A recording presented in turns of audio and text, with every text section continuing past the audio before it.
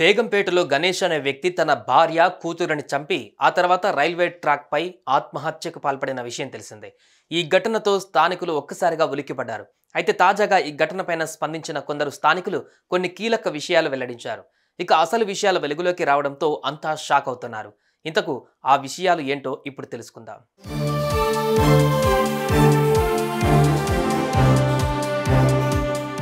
మహారాష్ట్ర నాందేడుకు చెందిన గణేష్, స్వప్న అనే ఈ దంపతులు 2.5 ఏళ్ల కిందటే హైదరాబాద్కు వచ్చారు. బోయిన్పల్లిలోని ఆర్య సమాజ్ పక్కనే ఓ ఇంట్లో అద్దెకు దిగారు.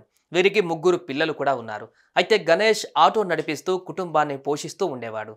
అలా కొన్నాళ్ల పాటు వీరి దాంపత్య జీవితం సాఫీగానే సాగుతూ వచ్చింది.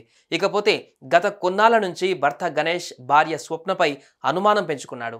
చిన్న కూతురు నాకు పుట్టలేదని తరచూ భార్యతో గొడవకు దిగేవాడట. ఇక ఇదే విషయమై ఈ దంపతులు రోజు గొడవ పడేవారని, దీని కారణంగా గణేష్ భార్య తన 10 ఏళ్ల కూతురుని చంపి ఆ తర్వాత ఆత్మహత్య చేసుకొని ఉండవచ్చని స్థానికులు అనుమానిస్తున్నారు.